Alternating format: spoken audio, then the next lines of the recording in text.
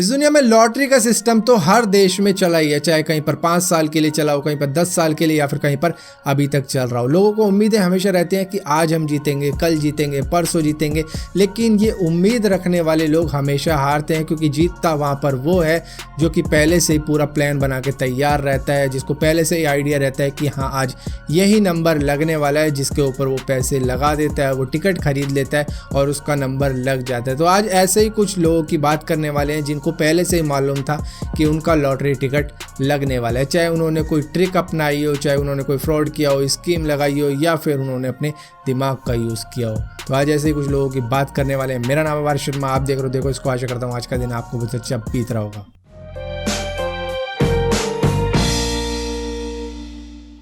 सबसे पहले आता है नाम स्टीफन मेंडल, जो कि 1960 में रोमानिया के एक इकोनॉमिस्ट थे और इसी के साथ साथ मैथमेटिशियन भी थे। इनको लॉटरी खेलने का काफ़ी ज़्यादा शौक था, काफ़ी टाइम से हार रहे थे, जिसके बाद में इन्होंने अपनी ही एक एल्गोरिथम तैयार कर ली थी, जिसका नाम इन्होंने रखा था कॉम्बिनेटोरियल कंडेंसेशन, जिसको इन्होंने इस तरीके से इस्तेमाल किया था जिससे इनकी फैमिली और ये भी वही नंबर खरीदते थे जो लगने वाले हैं, या फिर जिनकी लगने की पॉसिबिलिटी सबसे ज़्यादा हाई है, क्योंकि इनके हमेशा 6 में से 5 नंबर निकल ही जाते थे। इन्होंने उस वक्त में करीबन 2 करोड़ 70 लाख US डॉलर के आसपास लॉटरी से जीत लिया था। अगला नाम आता है US के निक पेरी का, जो कि 1980 में टेलीविजन होस्ट हुआ करते थे उस चैनल के, जो कि लॉटरी का नंबर निकाल कर दिखाता था कि ये नंबर है और ये बंदा जीता है, जिसके पास ये नंबर है उसको विनिंग अमाउंट मिल जाएगा। अब यहाँ पर US के अंदर लॉटरी तो चलती थी, लोग टिकट भी खरीदते थे, लेकिन यहाँ पर ये करते थे कुछ घपला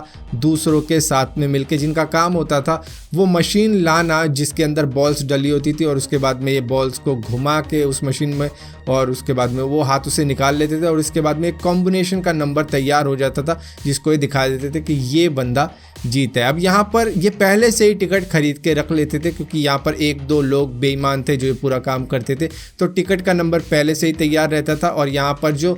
लोग ये मशीन लाते थे इनके लिए, वो पहले से ही बॉल में पेंट करके रख देते थे कि ये नंबर है हमारे पास में, तुम्हें यही नंबर निकालना है। और इसी के साथ साथ पेंट अलग हो जाता था बॉल का, और इसी के साथ साथ थोड़ा सा वजन में भी फ़र्क होता था उन बॉल्स के, जिस वजह से इनको निकालने में आसानी होती थी। और ये उस तरीके से उसी कॉम्बिनेशन में उन नंबर को निकाल देते थे, जिसके बाद में उन्हीं की लॉटरी हमेशा लगा करती थी। इन्होंने करीबन उस वक्त में 3.5 मिलियन US डॉलर का घपला कर दिया था इस पूरे लॉटरी सिस्टम में। नेक्स्ट आती है इटालियन गैंग, जो कि 1998 में इटालियन लॉटरी के साथ में स्कैंडल किया करती थी। यहाँ पर काम होता था बच्चों का उन बॉल्स को निकालना, जैसे कि US के अंदर किया जाता था, तो बॉल्स निकाली जाती थी, लेकिन यहाँ पर इन बच्चों को पहले से ही ट्रेनिंग दे के ये गैंग भेजा करती थी कि तुम्हें इस तरीके से ये बॉलें निकालनी है। और वहाँ पर बॉलों को थोड़ा सा अलग कर दिया जाता था, वो बॉलें थोड़ी सी भारी होती थी, थोड़ी सी बड़ी होती थी, और इनको मालूम होता था किसको किस तरीके से निकालना है। वो बॉलें थोड़ी सी स्मूथ भी हुआ करती थी, तो इनको सिखाया जाता था कि तुम्हें बॉल्स किस तरीके से निकालनी है, जिस वजह से इटालियन गैंग ने करीबन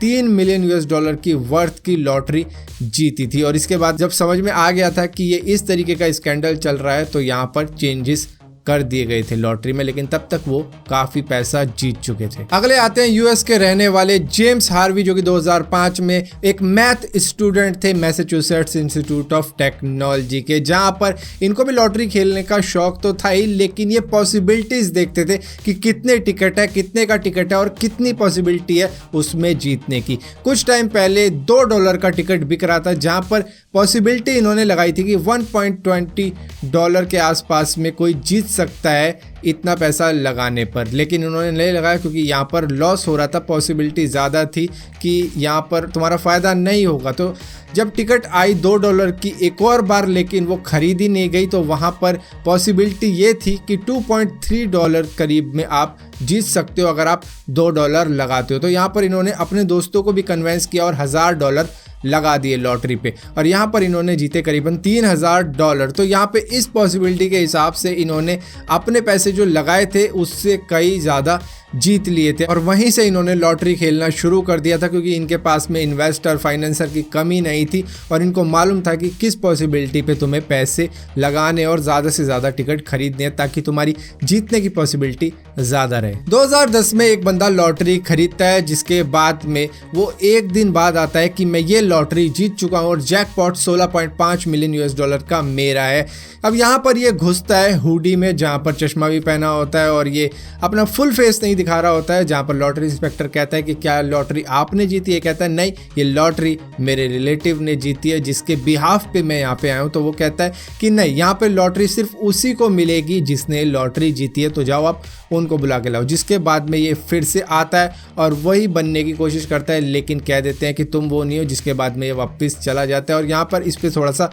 शक होता है, जिसके बाद में इसको पकड़ लिया जाता है और इसका नाम होता है एडी टिप्टन, जो कि इसी लॉटरी ऑफिस में काम करता है और ये एक प्रोग्रामर था जिसने लॉटरी सॉफ्टवेयर को बनाया था, जिसका काम होता था एक नंबर पिक करना जिसको जैकपॉट या फिर जो भी अमाउंट है वो मिलेगा। तो यहाँ पर इसको मालूम था कि कौन से नंबर की लॉटरी लगा करती है, तो यहाँ पर इसको अरेस्ट कर लिया गया, जिसके बाद में इसे 25 साल जेल में डाल दिया गया, क्योंकि इसने अब तक अपने दोस्तों की, अपने रिलेटिव्स की कई मिलियंस की लॉटरी लगवा दी थी और खुद का भी फायदा करवा लिया था उन्हीं से। इसके बाद में आते हैं चाइना के रहने वाले ज़ाओ लुक्यून, जो कि चाइनीज वेलफेयर लॉटरी के अंदर काम किया करते थे और इनको करीबन 10-5 मिनट पहले ही मालूम चल जाता था कि कौन से नंबर की लॉटरी लगने वाली है, जिस वजह से ये अपने रिश्तेदारों को, अपने फ्रेंड्स को आसपास के इलाकों में ही रखते थे ताकि वो फटाफट से वो नंबर खरीद लें जो कि लगने वाला है अगर किसी और ने नहीं खरीदा। जिसके बाद में इनके रिलेटिव फ्रेंड्स वो नंबर खरीद लेते थे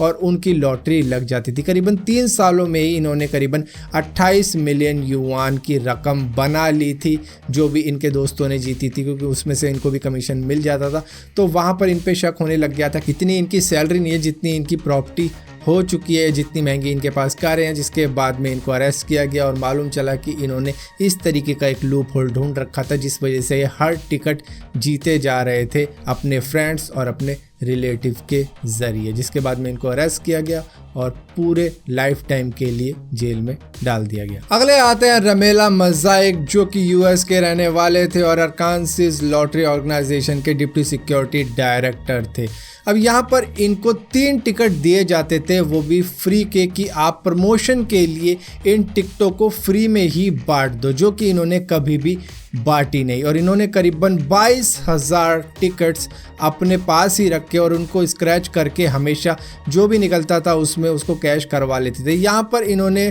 $500 से ज़्यादा की वर्थ का क्लेम नहीं किया, क्योंकि कभी भी अगर इससे ज़्यादा की वर्थ का क्लेम ये करते तो इनको उसी ऑफिस में जाकर खुद बताना पड़ता कि मैं ये जीत चुका हूँ, जो कि ये कर नहीं सकते थे क्योंकि ये टिकट इन्हें बांटने के लिए दिए जाते थे। तो यहाँ पर ये हमेशा $500 से नीचे की रकम को ही कैश करवा लिया करते थे, जहाँ पर इन्होंने अब तक करीबन $5 लाख